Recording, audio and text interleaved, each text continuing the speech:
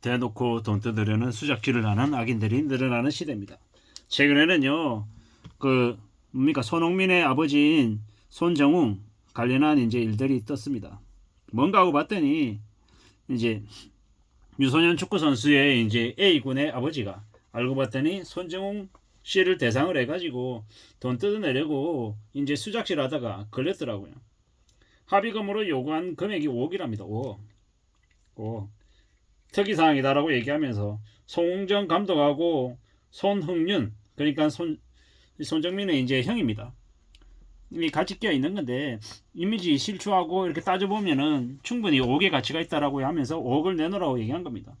그리고 그 손흥민의 부친에게 이제 부친 측의 이제 변호사에게도 5억 받으면 1억 주겠다라는 개소리를 했다라고 하고요.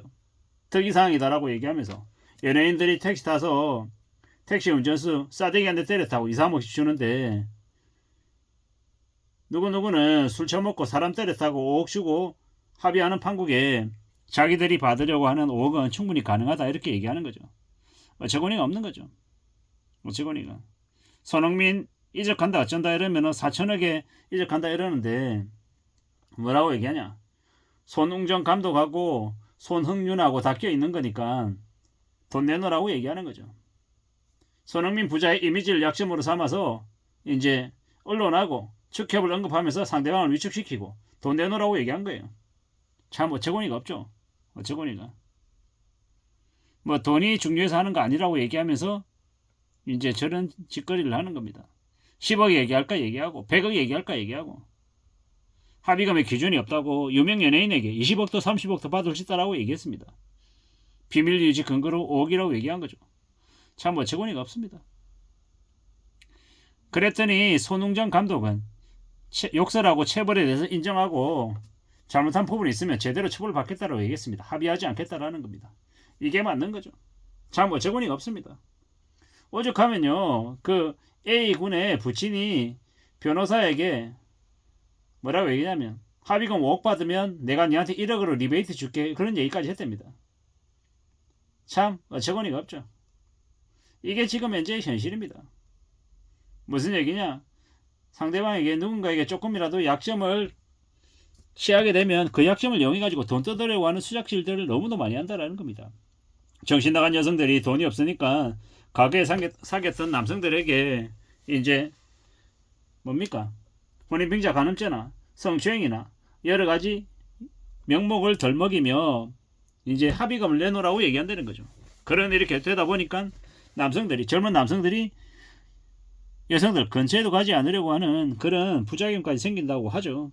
참 어처구니가 없는 겁니다. 이게 무슨 나라인가 라는 생각이 들고요. 앞으로 우리는요 더욱더 조심하며 살아야 될 것 같습니다. 사기꾼들이 너무 많은 세상입니다.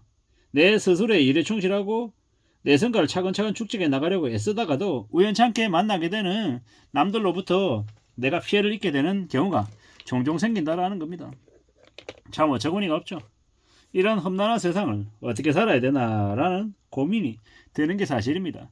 함부로 다른 사람과 인연을 안 맺는다라고 해도 아예 사람들과의 관계를 단절하고 살 수는 없다 보니 어떤 식으로든 조금씩 연관이 되는 것 같습니다. 그런 연관되는 속에서 우리는 참 뭔가라는 생각이 드는 거죠. 저렇게 사람들이 남의 약점을 이용해 가지고 돈 뜯으려고 수작질하는 게 어디 저 손흥민 부친에 대한 저 일만일까라는 생각이 드는 거죠. 뉴스 같은 거 보면은 멀쩡히 지나가는 차 옆에 일부러 부딪혀 가지고 다쳤다라고 얘기하고 피해에 대한 보상을 해달라고 50만원 100만원 달라고 손 내미는 그런 나이든 정말 창피하고 부끄러운 나이든 노인들도 있고요. 별의별 사람들이 다 있는 거죠. 저도 예전에는 사람들을 볼 때 겉으로 보이는 인상을 보고 저 사람은 괜찮은 사람이다 이렇게 했는데 요즘은 시간이 지나고 지난 다음에 보면 항상 사람에 대한 의심의 눈초리를 이제 거둘 수가 없게 되더라고요.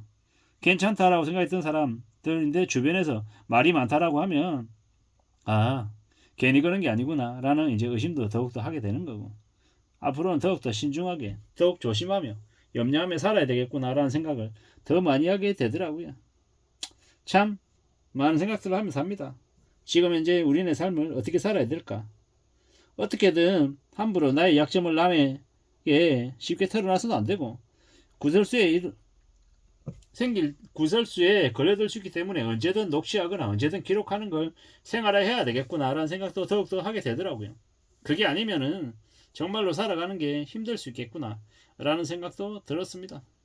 참 무서운 시대를 우리가 살아가고 있기 때문에 이러한 것들을 피할 길이 없나 봅니다.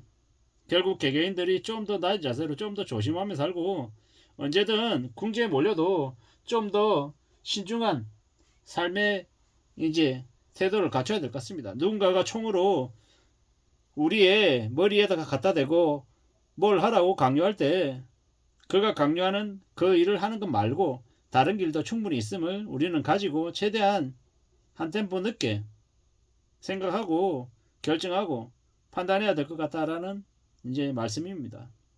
우리가 살아간 삶이 참 막막하고 어렵고 좀 무자비하구나라는 생각도 들었고요. 이게 뭔가 싶기도 했습니다.